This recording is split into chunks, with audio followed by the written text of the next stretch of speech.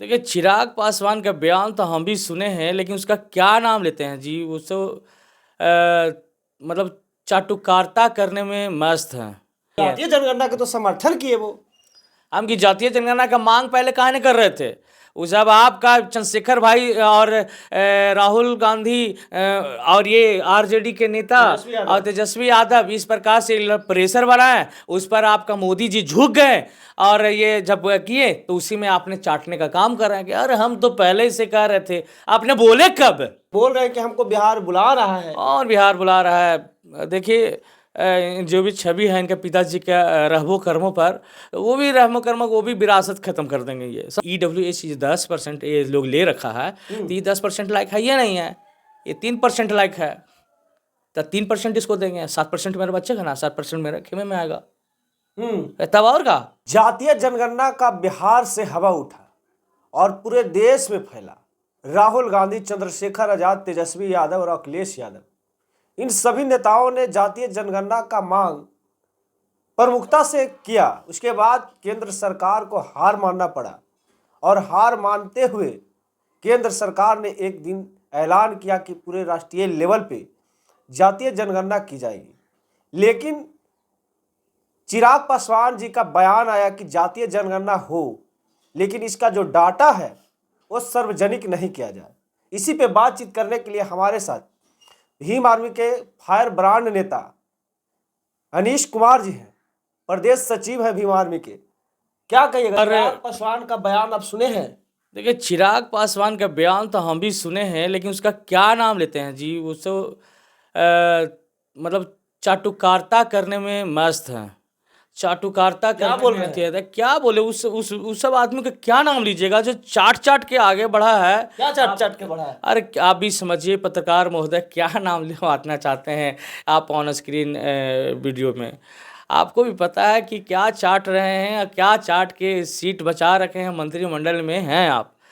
3 seat तो बेच देते हैं जी, और 3 सीट बेचते हैं किसको? वो तय रहता है बीजेपी का ही तीनों आदमी रहता है, खाली पार्टी का नाम है रामविलास वाला पार्टी जो है वो नाम रहता है। 3 तो सीट बीजेपी वाले हैं उसके खेमे में, और तीनों है जो कहता कि हमारे आका के हिसाब से नहीं चलेगा ना, 2 इंच है ना नीचे से छोटा कर देंगे। इस तरह से धमकी मिलता है चिराग पासवान जी को और उर्फ पांडे जी को, समझे ना? आपको भूल गए पांडे जी भी हैं, क्योंकि देखिए वो उनका चेहरा सही से कोई जानता ही नहीं है, और असल में चेहरा एक चेहरा है ही नहीं का। चेहरा 2 किस्म के हैं, ऑन स्क्रीन कुछ और हैं और ऐसे कुछ और हैं। ऑन स्क्रीन तो लंबी लंबी बात बोलेंगे, चिकनी चुपड़ी बात बोलेंगे, और ऐसे तो वो जनता के हित में और दलित के हित में कुछ है ही नहीं है। जातीय जनगणना के तो समर्थन किए वो। हम की जातीय जनगणना का मांग पहले काहे नहीं कर रहे थे? वो जब आपका चंद्रशेखर भाई और राहुल गांधी और ये आरजेडी के नेता और तेजस्वी यादव इस प्रकार से प्रेशर बनाए, उस पर आपका मोदी जी झुक गए और ये जब किए तो उसी में आपने चाटने का काम कर रहे हैं कि अरे हम तो पहले ही से कह रहे थे। आपने बोले कब? बोले कब? चाटने का तो काम किया सब दिन बीजेपी को और मोदी जी को। आप हनुमान बना लेते, बनिए हनुमान। क्या मतलब है? हनुमान से कोई मतलब नहीं है, हम लोग को हनुमान वन से मतलब नहीं है भैया। आपका राम आप अपने पास रखिए, और आप हनुमान हैं, आप राम के पास रहिए। इस जनता में आने की जरूरत नहीं है। क्या बात कर रहे हैं जनता में आने की? बोल रहे हैं कि हमको बिहार बुला रहा है। और बिहार बुला रहा है। देखिए, जो भी छवि है इनके पिताजी के रहमो कर्मों पर, वो भी रहमो कर्मों वो भी विरासत खत्म कर देंगे, ये समझे? ये भी खत्म कर देंगे। बिहार में सबसे घटिया टाइप का नेता जो है अभी बिहार में चिराग पासवान ही है, चिराग पांडे। खत्म कर देंगे आप बोल रहे हैं? खत्म हो गया था पार्टी, लेकिन सवार कर खड़ा किए हैं। तो चाट के फिर चाट के बात बोल रहे हैं? क्या चाट है? अरे आपको भी पता है जी कि क्या महाराज चाटुकारिता करते हैं। मोदी जी के और बीजेपी के क्या चाटुकारिता करते हैं उनको भी पता है कि क्या हम चाटुकारिता करते हैं। तब जाकर 5 वो सीट बचा कर रख रखे हैं, और जिस दिन अपने दम पर अकेले लड़के दिखाए ना भाई चंद्रशेखर आजाद की तरह, है असली मर्द। आपका चैनल पर चैलेंज करते हैं, दम है अकेले इनको भाई चंद्रशेखर आजाद की तरह लड़ने का। तो पिछला विधानसभा में लड़े हैं तो क्या बोला है जी? सुपारा साफ नहीं हुआ, 1 सीट आया था, आपको पता नहीं है? 1 सीट आया था विधानसभा में। क्या है आपके पास? 6 गो 5 गो आपके पास लोकसभा है सीट है, उसमें 1 गो क्या है मायने? हाँ, वो सब चीज रहने दीजिए। अपनी चाट के अपनी कुर्सी पर चल रहे हैं, बचाने दीजिए इनको। काहे ले इनका रोजी रोटी है जो छीनने के फेर में लगे हुए हैं आप लोग, चिराग पांडे भैया को। लेकिन बीजेपी को कैसे हार मानना पड़ा, फिर कबूल करना पड़ा कि पूरे देश लेवल पे जातीय जनगणना होगा? वो भाई चंद्रशेखर आज़ाद का देन है। भीम आर्मी प्रमुख चंद्रशेखर आज़ाद जी ने बहुजन समाज को जगा दिए और उनके साथ साथ ये विपक्ष नेता भी इनके समर्थन में खड़े हुए और तब जा करके नरेंद्र मोदी को झुकना पड़ा।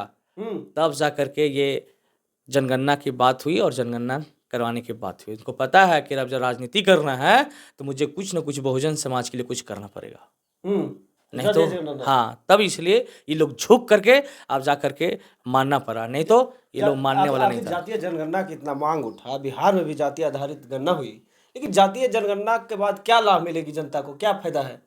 वही मांग होगा जिसकी जितनी संख्या उतनी हिस्सेदारी।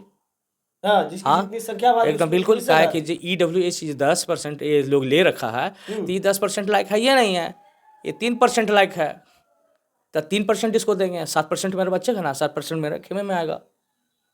तब और का चंद्रशेखर जी ये भी उठाए थे मांग, बिहार आए थे कि जातीय जनगणना करिए, नीतीश कुमार के दिए थे सलाह कि जातीय जनगणना करिए, जातीय जनगणना करके बाद डाटा आ जाएगी, उसके बाद 100% आरक्षण लागू करिए, जिसकी संख्या जितना होगा उतना।